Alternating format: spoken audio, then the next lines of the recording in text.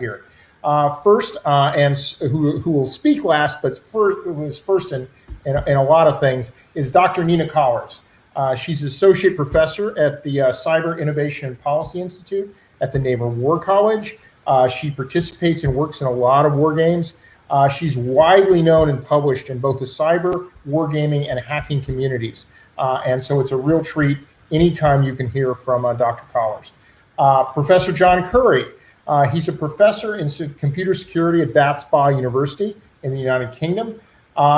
He essentially runs their cybersecurity program over there. He also, coincidentally, is the publisher of the History of Wargaming project, and also builds the occasional cyber game and has lectured widely on the subject of cyber wargaming.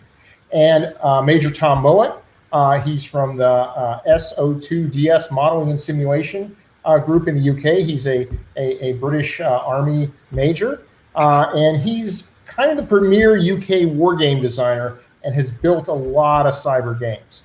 And then finally, myself, I have a PhD in chemical engineering.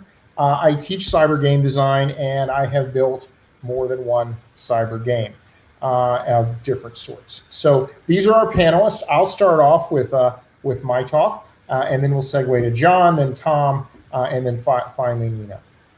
So what I wanted to talk a little bit about is the problem of this technical trap that I see in cyber wargaming. It occurs in a lot of other fields. In particular, there's a technical trap in chemical and biological wargaming, CBR defense wargaming, and that is you tend to get trapped by what you don't know. And so how do we avoid some of those traps from our own ignorance? And the technical traps in cyber are particularly challenging sometimes. You have, first of all, the kill chain trap. There's a lot of attack options. If you look at the MITRE attack matrix, there are literally thousands of different entries in the MITRE attack matrix. So as you're designing cyber games and you're saying, okay, what are we going to do in terms of the threat? How is it going to interact with the system? How are we going to represent that to the players? You have a lot of options. And there's never enough time to go through all those options for the red side, or there's never enough time really to go through and look at all those options in terms of the game design. So you can really fall down a rabbit hole sometimes in trying to figure out exactly what attack option you're going to have inside your game. You can also have a problem with a single but specific specified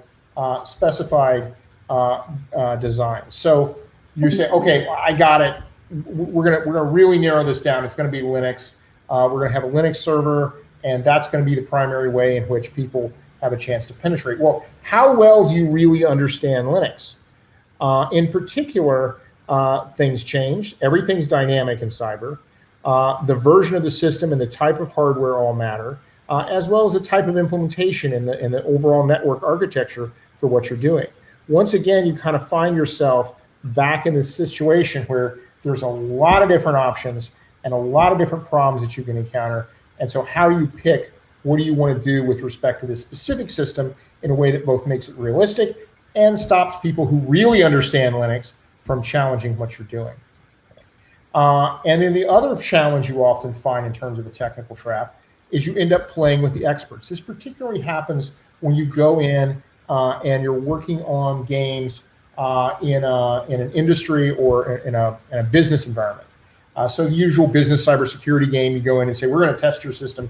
It's kind of like a red teaming, but it's a game. And oftentimes it starts at the end of the red teaming process where you go in and say, okay, you've been penetrated. How is the C-suite, the CEO, CFO, CIO, how are you all going to respond to this particular penetration of your networks? It's your game, but it's their systems. So it's very hard for you, just like in the other two cases, it's very hard for you to know more about their systems than they do. And so it can be very difficult for you to come in and say, okay, how am I going to deal with this particular system, and how am I going to deal with this particular problem, and give them a challenge when in reality, the guys that I'm dealing with know more about what I'm doing than they do.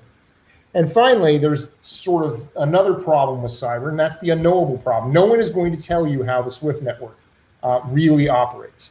And so if you have to, SWIFT is the credit card and banking interchange system that allows you to essentially process your credit card payments and a whole bunch of other things that go on with that. So how are you going to deal with that when you really can't know? At least with a MITRE ATT&CK matrix, you have a chance. At least with specifying the system like Linux, you have a chance. And certainly you have a chance to go to the experts on their systems and ask questions. But if it's an unknowable problem, what are you going to do? What are you going to do then? So I've seen all these technical traps emerge in games, and it makes it really hard on the game designer. Well, there's certain potential practical solutions. One is do your research. The internet is a valuable tool, particularly for cyber.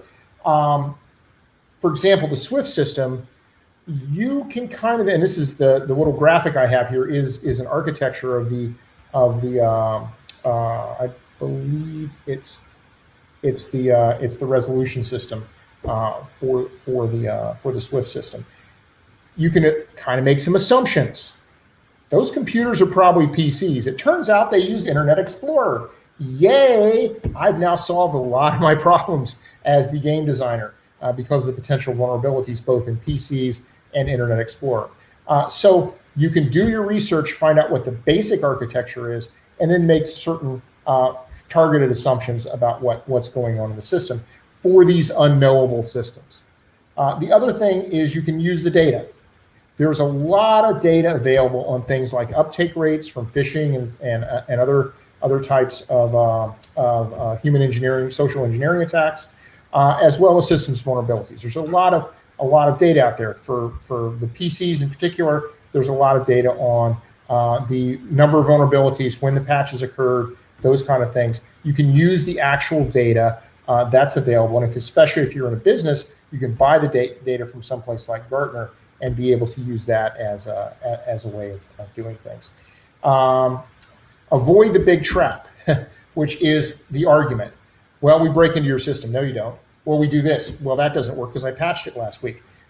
Even well-locked systems like Mac OS have vulnerabilities that are not known.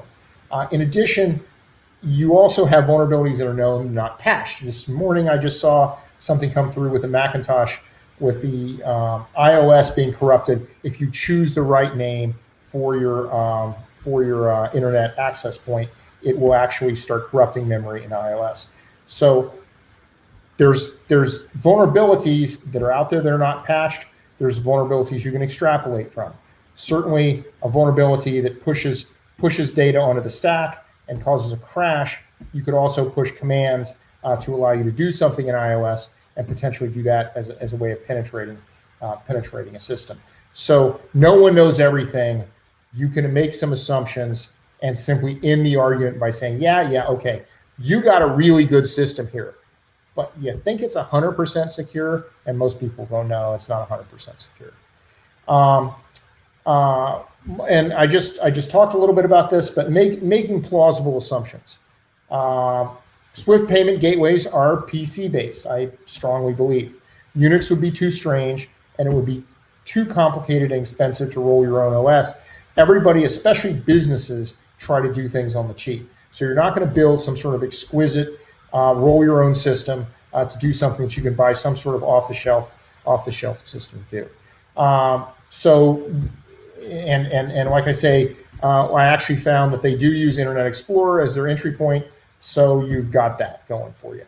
So you can make some plausible assumptions about what you're doing. Also, the other thing I would say is as you're designing cyber games, to avoid the technical traps, know the basics. If you don't have a clue about cybersecurity, hacking, exploits, or anything like that, you won't be able to figure some of this stuff out. You won't be able to make plausible assumptions. You won't be able to win that argument. You won't know where to get the data or even be able to understand what data you need to acquire from the internet. And you won't have certain basic knowledge sets like Chrome and Android being potentially more vulnerable than iOS or even some other PC-based systems. This will hold you back. So you do need, you can't, as a game designer, just treat cyber as the same way you treat the regular force-on-force warfare. You got to know a little bit. Now, you don't have to know everything. Lord knows I don't. Lord knows most people doing cyber don't know everything. But you need to know enough to be able to get you through. This also pertains to all kinds of other technical problems. If you're dealing with chemical and biological warfare, you need to know enough about agents, the fate of agents in the environment, and basic response processes for those things to be able to put together a plausible game. In addition, if you're doing some sort of medical or healthcare game, you need to know how the healthcare system works, and so forth. So you do need these sort of basic capabilities to be able to do things. But these technical traps that we run into and we tend to shy away from in cyber gaming, I think can be overcome by some basic research and basic understanding that people have. So that's my practical take on one of the problems that I see with doing cyber games. Now I'm going to turn it over to Professor John Curry from Bath Spa University, and he's going to talk about stuff. John? Okay. So the key problem for me with cyber war games is we haven't really had a good cyber war, have we? So we lack off-the-shelf campaign guides and analysis. So if, for example, I knew nothing about fighting in the depths of winter, I could go into the history books and there's really good stuff out there, good operation analysis data. Or say I want to do a surprise attack on Australia, well, actually, there's historical examples I can look at. So until we have a really good cyber war, such as the forthcoming one potentially between the United States and Russia later on this year, we don't really know what we're talking about. Next slide, please. So I'm going to talk about the umpires for a moment and the trade-offs for umpires. Do you keep the game on the narrative track? Remember, we don't have a really good cyber war to look at, so we don't really know what we're talking about. Or do you sort of let the game narrative emerge organically and see what they do with cyber and see where it goes? And you really need to have thought about that prior to actually umpiring the game. Now, we like our war games to go to a narrative conclusion. You know, someone's got to win, someone's got to lose, it's got to finish somewhere. But with cyber, because there's so many unknowns, you can find it's really interesting. So do you encourage the analytical discussion and let that go on longer than perhaps you should because it's going somewhere really interesting? Or it's actually finishing the game more important so everyone's happy that the game's got to an end? Now, one of the problems is player inventiveness, and I call this the Star Trek options. So they're going to suggest things which are clearly utter nonsense, potentially. Is it worth allowing them to explore these ideas? And if their idea has potential and you think, oh, okay, yeah, that capability would be really interesting, maybe we could look at it afterwards and putting some research effort into it. Or do you say, no, I don't think that can happen? Or what do you do if the enemy side launch a Star Trek capability in one of your games? Do you allow it or say, no, we got to stop this because all the capabilities the enemy have, I'm going to know about what should happen before the first click in the next cyber war? Those are some of the umpire considerations I'd think about beforehand. Now, an after-action review is essential in all gaming, as we know. But in a cyber game, it can often take weeks or months, which is you look through the ideas and you start to explore them. So in your cyber game, someone said, right, we're going to upset the Russians by going onto their Facebook page and we're going to do this. So afterwards you say, great, how many Russian speakers do we have? And how good is their Russian? Are they native Russians, for example? Do we know, have we mapped out where the Russians are hanging out on Facebook? Have we got the multimedia ready? So the after action reviews can take weeks or months where you explore these ideas. Or someone says Star Trek capability, you think, is this really interesting? Should we try and develop this capability? Or should we plan in case the enemy gets this capability? Next slide, please. Now, my final point is all cyber games of any worth are sensitive and confidential. They may not be secret because they're always at the active edge of the possible and our enemies are going to be watching you. I'll give you an example. I was in the Square Mile which the square mile is the city of London, where all the rich people in the UK hang out and make money. And I was running a cyber game, and it's really exciting. And in comes the tea lady. It was a lady, and she had one of those little trolleys with nice little cakes on. And instantly, all the executives flipped their laptops shut. The conversation stopped, and the overhead projector, obviously, they blanked the screen. They had no illusions whatsoever, as they didn't want to know let some random person get any inkling of what they were doing or what was on their screens or what they were thinking. They realized their games are important and could be disclosing sensitive information. I'll give a final example. Well, two examples. In one of my games, I've discovered by sheer chance how to upset the Chinese military. And this is to hold a victory parade to celebrate Vietnam's victory in the Sino-Vietnam War in 1979. It really, really upset the Chinese far more effectively than billion-dollar social media campaigns. One victory parade would do it. I thought that was a really interesting Black Swan type insight. I was asked to put on a game, not classified, virtually. Goodness knows who would be attending it, because I hadn't vetted them. And I was going to get together some really bright people to talk about how to wreck a Western city at time of crises. Now, almost certainly the people I would have got together would have suggested all sorts of interesting ideas and insights, which if you get academics and pen testers and hackers, that's good hackers, by the way, together, they're going to come up with those insights, and our enemies would be potentially sitting there with notebooks, writing down what we do. So my thought is that if you're playing a cyber game of worth, you really need to be looking over your shoulder and think, are your findings potentially sensitive? They might be completely obvious to you, but for someone from a different culture, they're not. The other side are watching with great interest. Thank you. Okay, now we'll go over to Tom.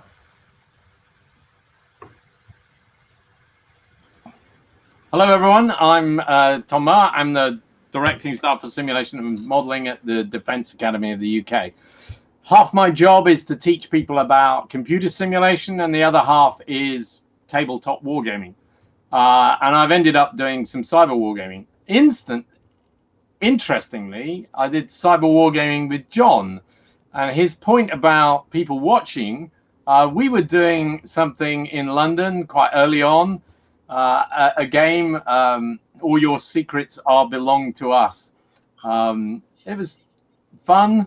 There was one of those light bulb moments where we had two Ethiopian lads sitting at the front, young guys, which everyone was sort of patting them on the head and being nice to them because they obviously didn't have a clue. And halfway through the game, they came up with a genius idea for the F-35, which I'm not going to share with you. Anyway, we were playing the game, and then suddenly about 10 Chinese delegates came into the room and sat at the back. And it's like, that's interesting. Would you like to take part?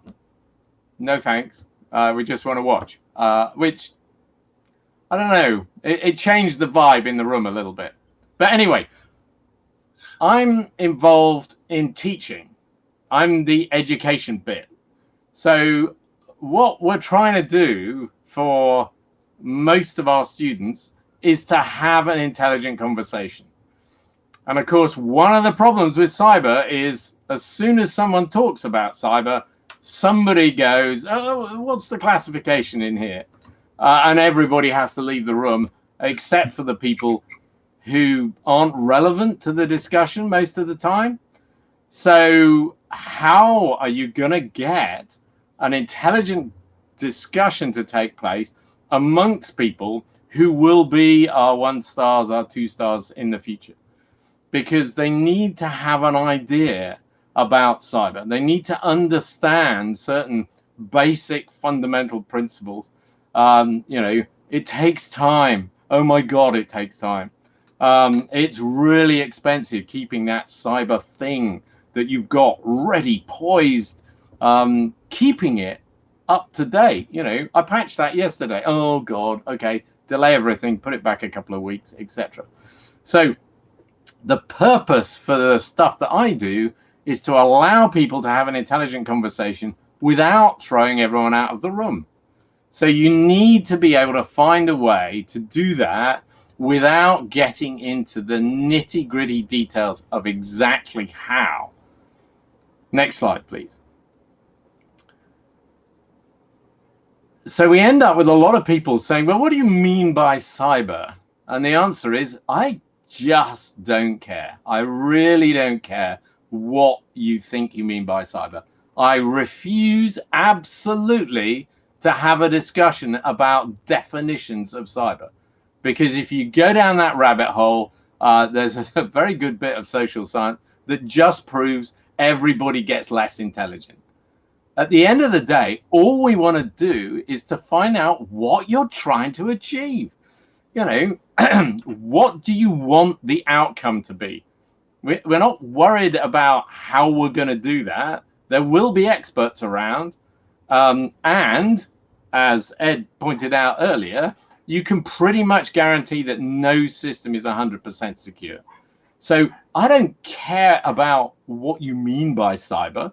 I don't care whether you have cyber with a small c and in inverted commas or whatever. It's just, what are we trying to achieve, and how do you think we can go about it, and how easy do you think it's going to be? Because those are the important things at the highest level. Next slide, please.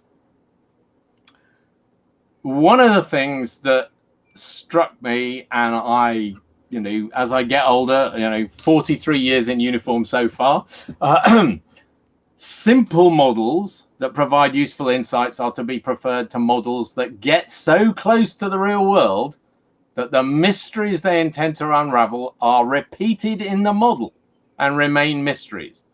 So more information, too much data, too much discussion about the nitty-gritties of exactly how Linux works and all of that just obscures what we're trying to get at.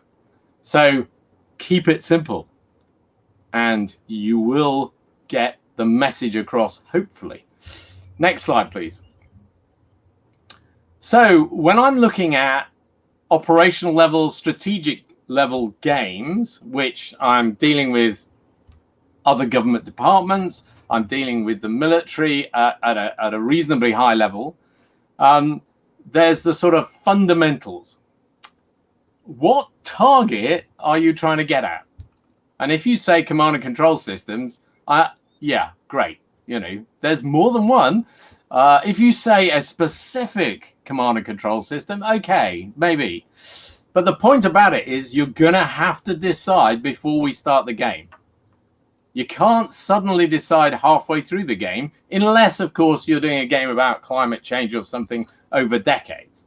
If you're talking about a game that's taking place over the next few months, if you haven't decided what it is you want to get at, you're not going to be able to make something up in the time of the game. So choose your target before the game starts.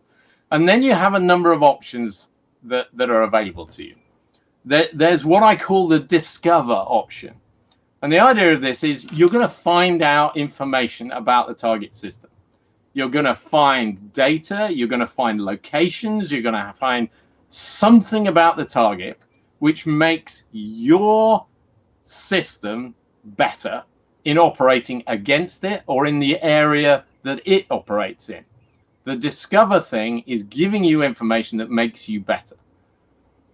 Then there's the degrade.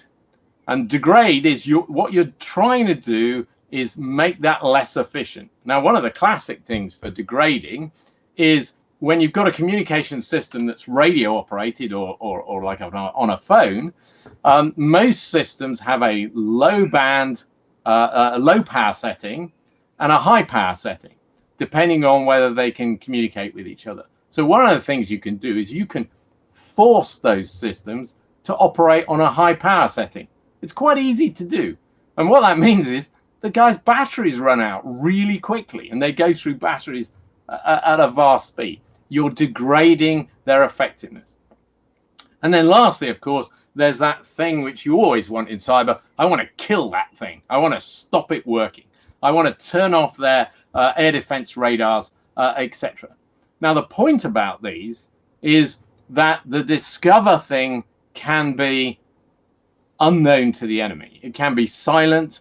It can be something that you can run for a long time.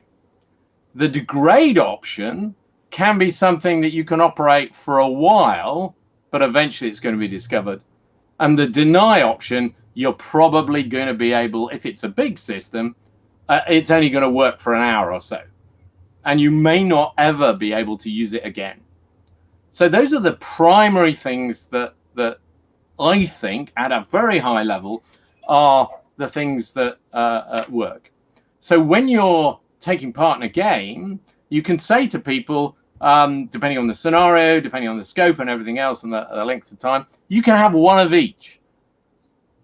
Or you can have two of each or something like that. And the exact specifications of what they do, well, you're intelligent people. You can get them to work within the environment you're in. It's the concept of doing that. Of course, that's what you hope will happen. What actually happens on the day when you press the button, your deny might actually turn out to be a degrade because they've got fallback and reversionary modes. So you need to be able to take that into account. The other thing, of course, people say to me is, oh, yes, but influence. And I go, yeah, how? You know, do you have a botnet that you're ready to deploy? This isn't Russia.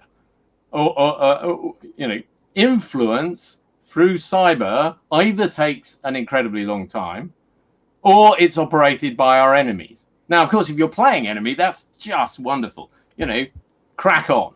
But if you're playing the good guys, those amplifying measures, so beloved of the opposition, using AI to disguise your messages so that they don't get picked up automatically by Facebook flagging things, all of those are not available to you.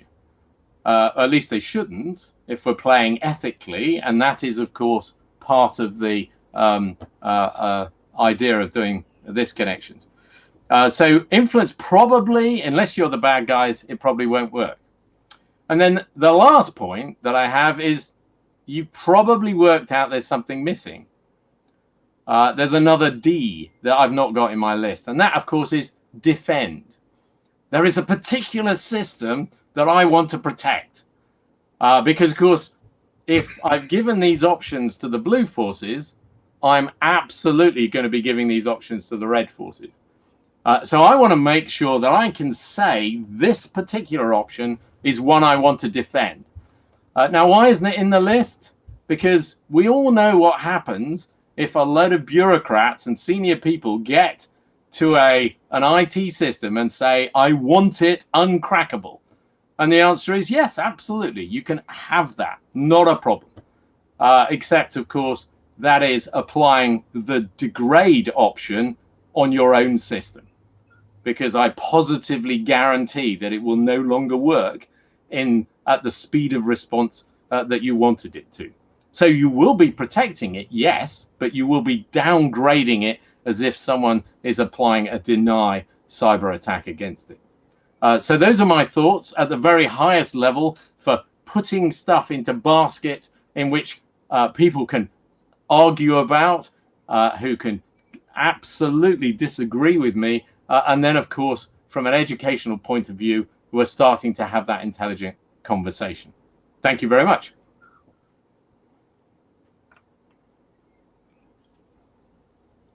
All right. I want to say thanks to everybody. Just by way of sort of reflecting briefly before I start my portion of the discussion, I wanted to say that the discussion, the difficulty of thinking about cyber dynamics in warfighting or just cyber dynamics in general, its effects on critical infrastructure. In the professional military education environment, it is absolutely the case, right? There are these sort of sensitivities, and we put these games behind closed doors. They're highly classified in the United States, and that's certainly also true for the Naval War College and what we do in our Title X games. What is interesting about this conversation about, particularly in the state of play regarding tactics and a little bit at the operational level, is wrapped up in what I'm talking about today, which is my experience watching and playing with hackers is that all of the hacking games that I watch happen in the open, and they're internationally competitive. Chinese students, Korean students, Portuguese students, they all come to the United States to compete. And so it's fundamentally night and day when we talk about the state of attack and defense from inside military education systems, and the state of attack and defense as you watch a bunch of 20 somethings or 18 somethings compete. And so it's an interesting discussion point that maybe we should discuss further down the line, which is, how much of a secret is this really? Especially because Ed has pointed out so much of that good research is available freely and openly on the internet.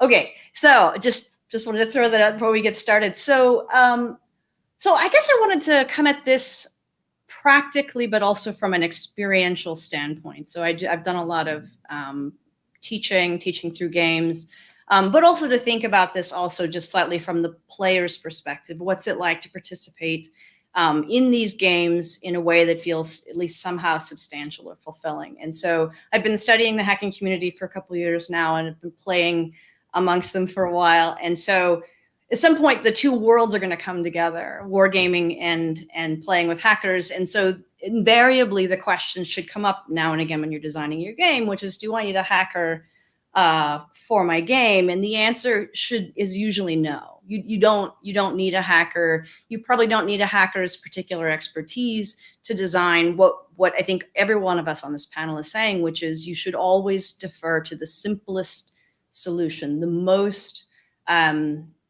easily played, easily adjudicated for the game design, the question that you're after. That if you make it complicated, you're just going to confuse your players. You're going to make it unpleasant for adjudication. You're not going to get very good results. And so honestly, most of the time as you're designing your cyber game, good online research is sufficient. You usually don't need a hacker.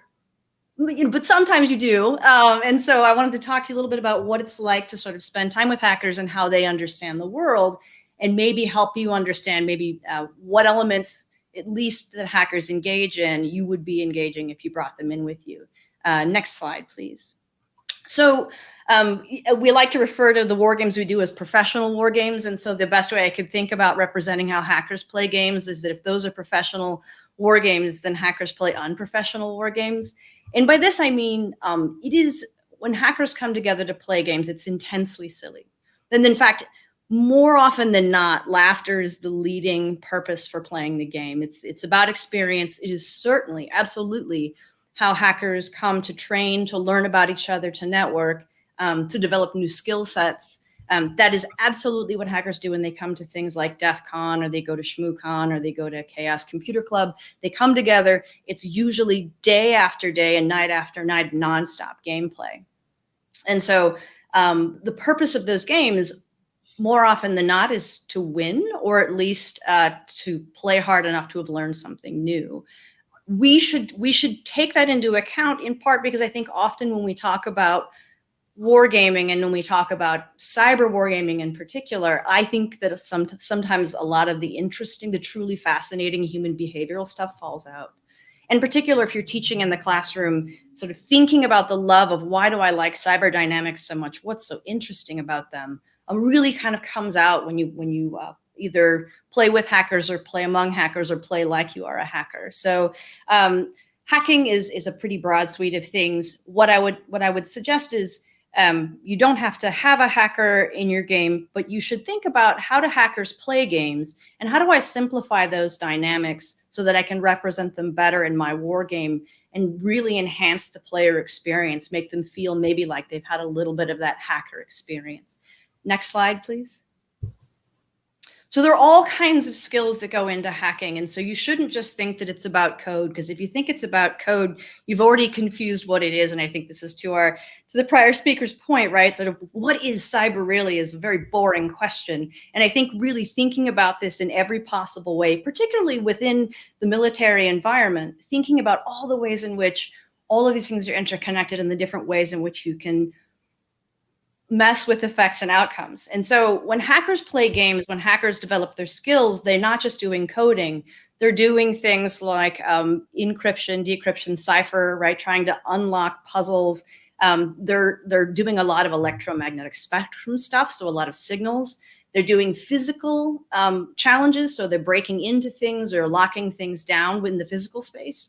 They're doing social engineering, right? Open source intelligence collecting. Those are the kinds of things that they work on when they come together. And I think that if we don't look at the broader suite of the hacker experience in the games they play, we miss out on so much of what we're talking about when we say the information environment or how does cyber contribute to this game. And so really, if you're thinking about running what I would think would be an honest to goodness, and I think Ed McGrady knows this really well in his some of his more recent games, working in all of those elements of how the information environment can contribute to different effects and outcomes is incredibly important. And so when you think at it, if you go and watch hackers play games, they're playing across this full suite of skills. And I think we owe it to ourselves to start working that into how we play. Next slide, please.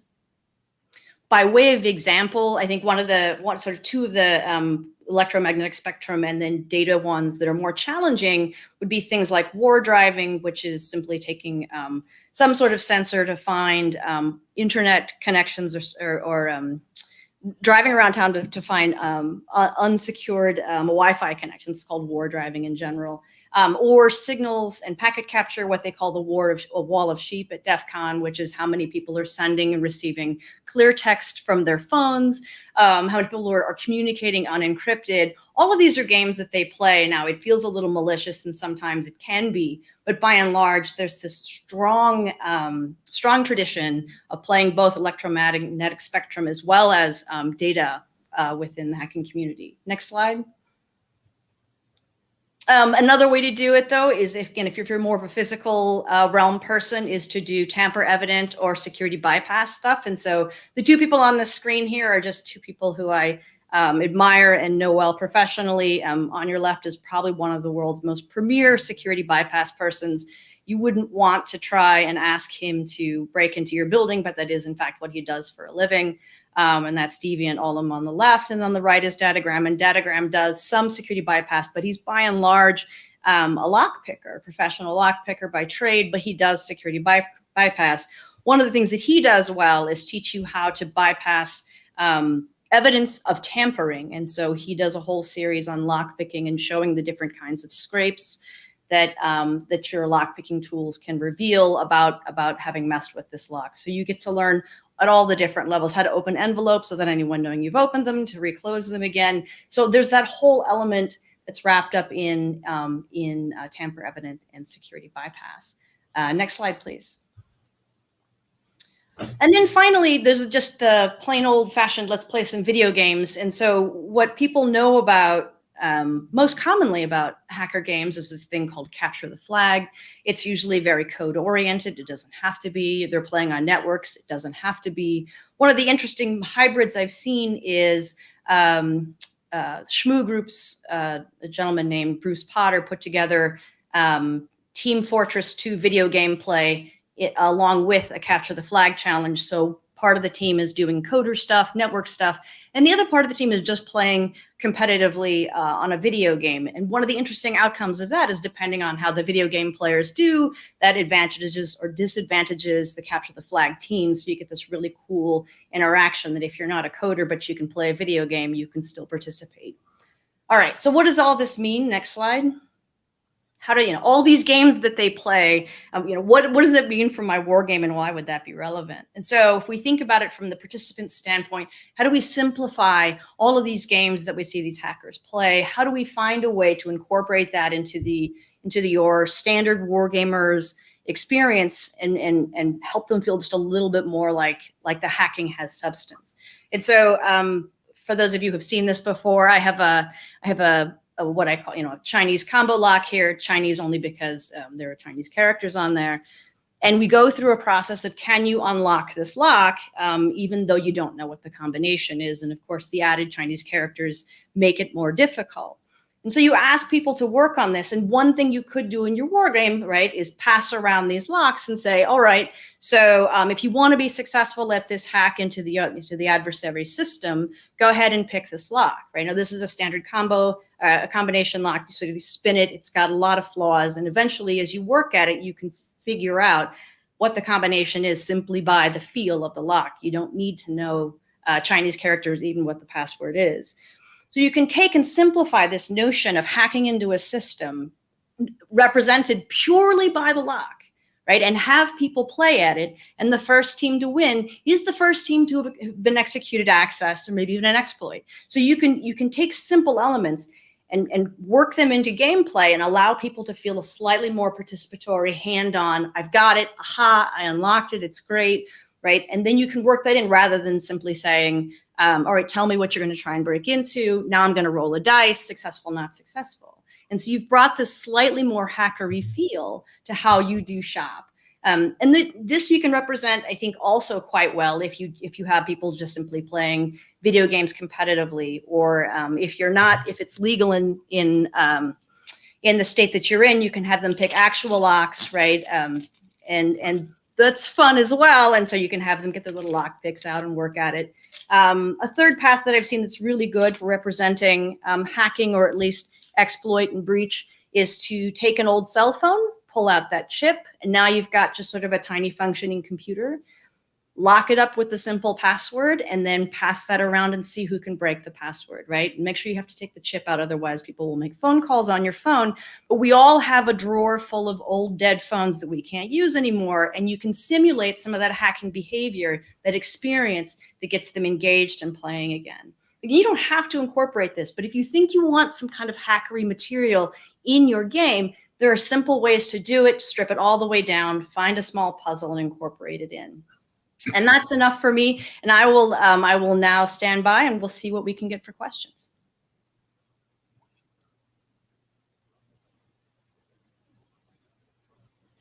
Ed is muted.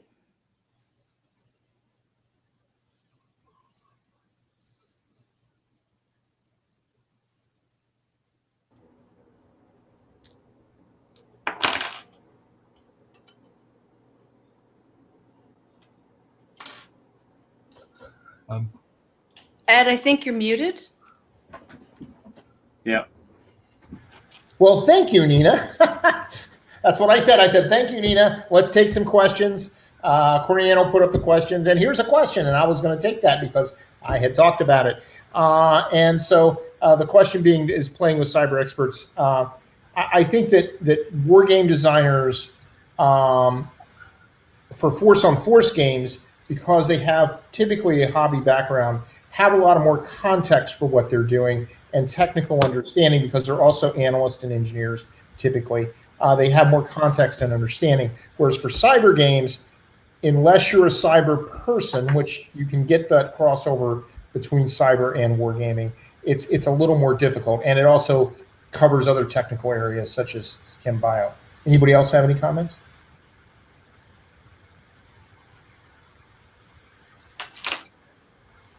Well, if there are no... just to your point quickly, Ed, which is that I will say that you can be playing a cyber game, and the primary expert you need is definitely not the cyber person. And so more often than not, I think it is just to Ed's prior point. I just wanted to elevate it a little bit, particularly if you're playing in private sector, when you're talking about boardroom dynamics and like the networks that those systems, or even just the companies that those systems are built on. Your most important expert is definitely not the cyber person. It's the person who understands the organization best. And so you can have a cyber game during which the cyber expertise is not the most important thing. And I think we just can't say this enough, right? Simplify the cyber as much as you can, if you can, because there's a whole bunch of things going on, particularly with war games.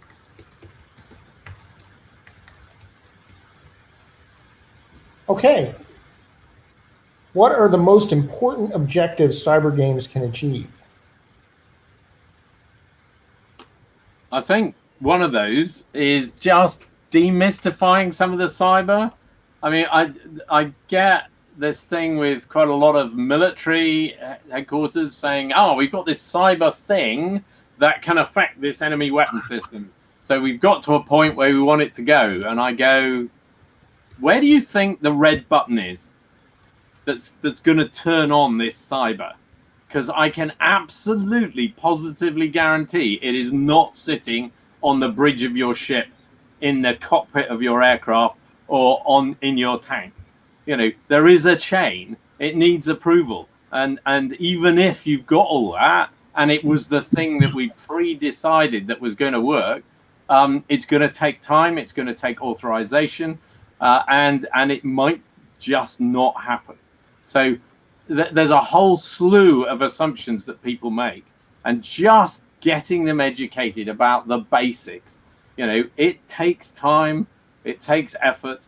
It may not work on the day. It may work slightly different on the day, and it may have unidentified collateral damage, depending on what sort of thing you're targeting. Yeah.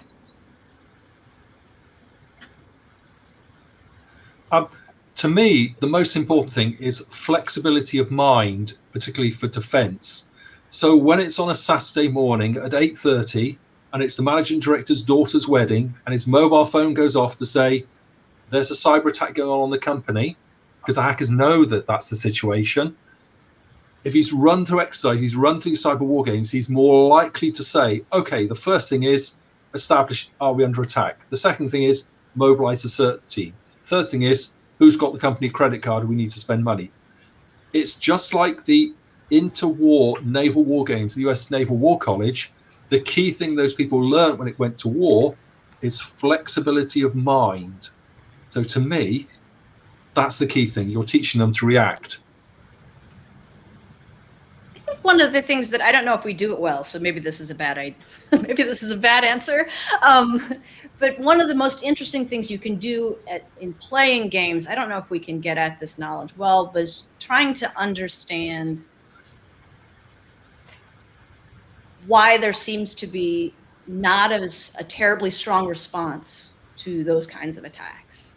Right. One of the things that's frustrating to watch from watching my private sector colleagues talk about government responses to massive cyber attacks is why isn't there more being done? Why does this feel differently than an attack on a building, kinetic attack on a building? What is that difference? Why can't we get underneath there and figure it out? Why does this just feel functionally different? And I think at a minimum, from an experimental standpoint, at least cyber war games get us a little closer to trying to understand why isn't this as escalatory as we think it's going to be? Yeah, I'll just chime in very briefly. I really think the answer to this question is what are you trying to achieve? What is your objective? I think we often say, well, I'm going to do a cyber game. Well, okay, does that mean I'm going to do a tactical penetration test type game, like what I was talking a little bit towards in my brief, or something like John was talking, which is an operational level game, or perhaps a practical game like what Nina was talking about? So yeah, it very much depends on what your objective is. Cyber games are a solution. They are not a problem.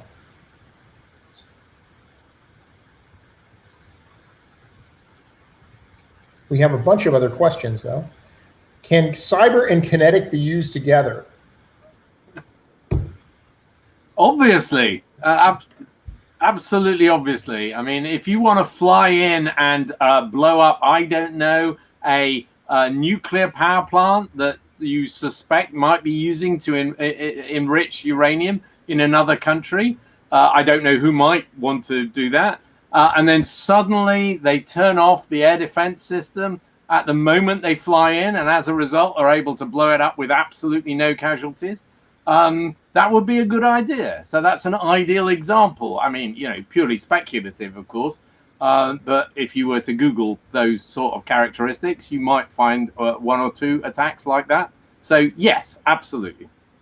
I'll just make a quick assessment for the entire panel that the overarching answer is yes, they can be used together. Both kinetic to support cyber and cyber to support kinetic.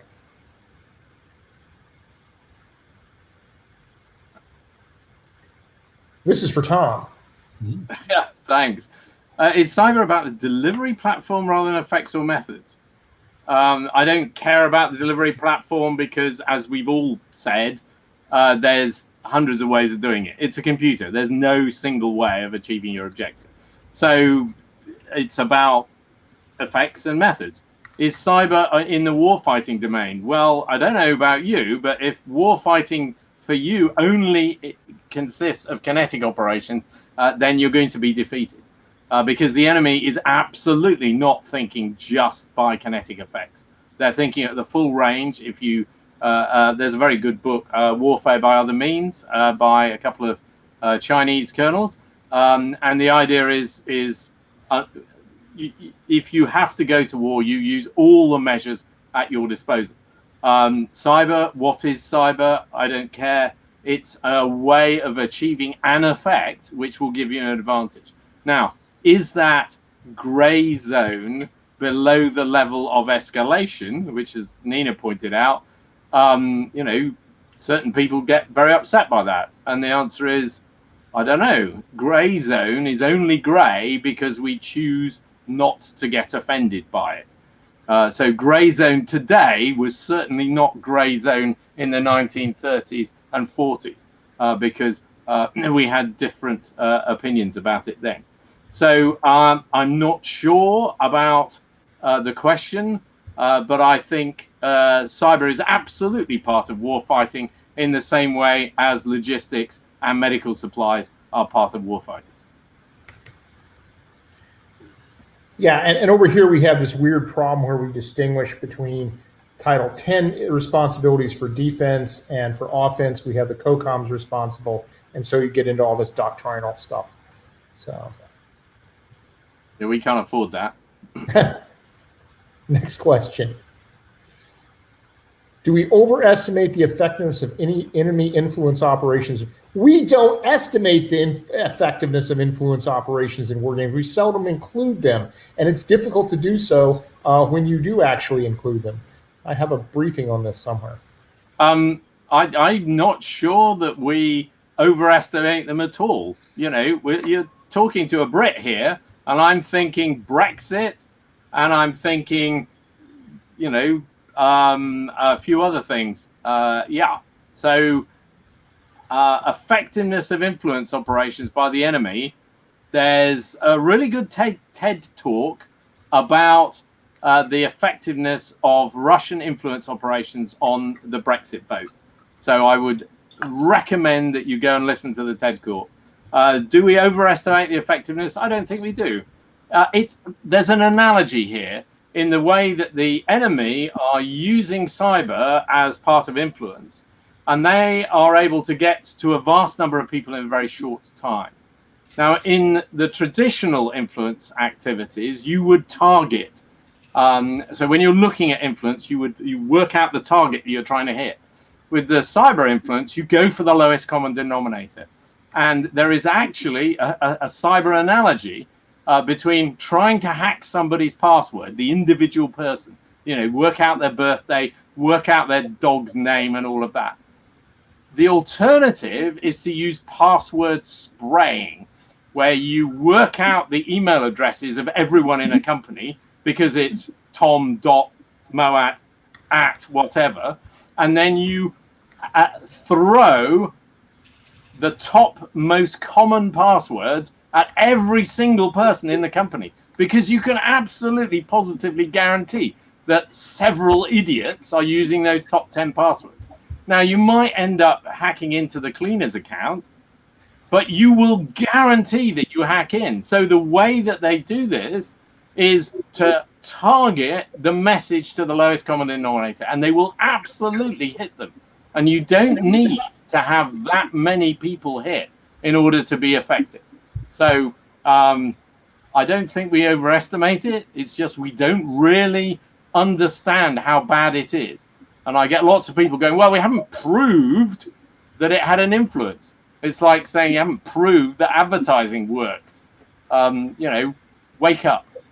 All right, I'm gonna knuckle a little further down into the details of this one, because I, in particular with information influence, information operations, one of the things that I think we're working at doing better is working together the public's opinion, right, or sort of how the population feels about a particular issue, plus then any moves that are being submitted in a game regarding that particular influence campaign, and trying to knit that together so that it feels like something Ed, you wouldn't know anything about this, that it feels like something leadership needs to respond to. And I think getting that balance right will at least get us closer to, I think, what feels more like true information operations play. And now I'm going to shut up because, of course, Ed is working on this currently. No, I wanted to hear from you and John. So, John, do you have anything? Right, with cyber weapons, they're a bit like a role-playing game. When you launch an attack, sometimes you get a critical hit and sometimes you get a critical fail. So who would have predicted that the Russians hacking an app in the Ukraine conflict would have knocked out 90% of the Ukrainian artillery? Look up the story. And sometimes some of the Russian influence operations are so laughable. My students are sat there and we're just crying. It's so funny, the efforts they're doing, because it's so ridiculous. So I would say with enemy influence operations, sometimes they're wildly successful and sometimes they're utterly hopeless. But the Russians clearly have no idea which ones they should be funding, which is good for us. The Chinese are even worse. They just don't understand us at all. So for our last question, I actually chose one, and I chose it for a reason, because even though you might think that, hopefully we get it up, some countries don't have much cyber infrastructure.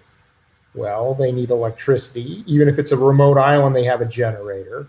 They have phones. So what do you guys think of that?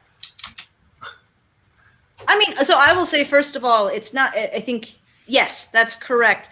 They don't have contemporary infrastructures, but I think we would do well to remember that the way in which one would try and attack, say, the Senegalese infrastructure is fundamentally different than the way you would attack trying to pick non-complicated spaces, a Moroccan infrastructure, right? And that is interesting. That is one of the interesting challenges of cyber, is that these vulnerabilities don't necessarily translate to the same kinds of effects on the ground, particularly when we're talking about some people just use their phones as computers, some people, right? And so I think for that reason, that's the truly cool part, I think, about cyber effect.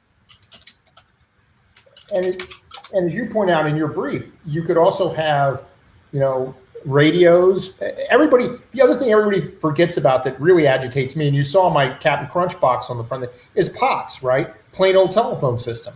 A lot of places still have copper wire, I would assume, maybe, I don't know. Yeah. Oh, you got your whistle. So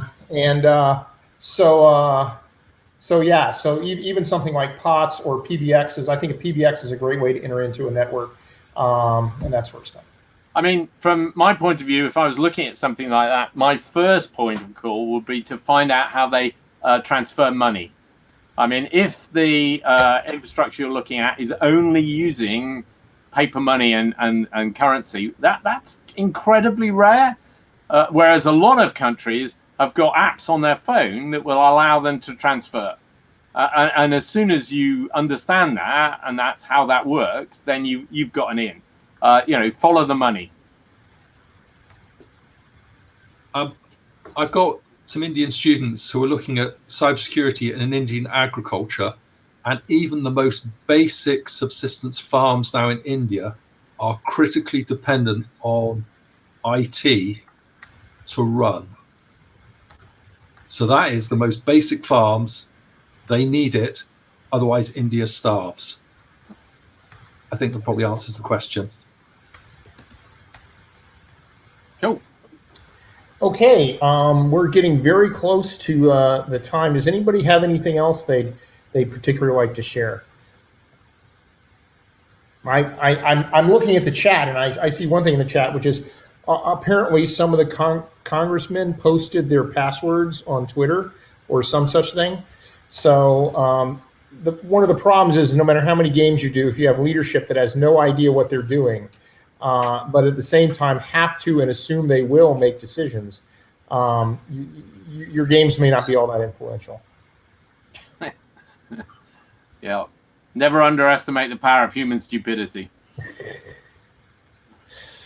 Okay, well, I want to thank all of our panelists. I really appreciate. This is sort of the A-list of cyber gaming people, and I'll stay in the Discord chat for a few minutes, as I assume other people will. But thank you, Nina. Thank you, John. Thank you, Tom. Great panel. So.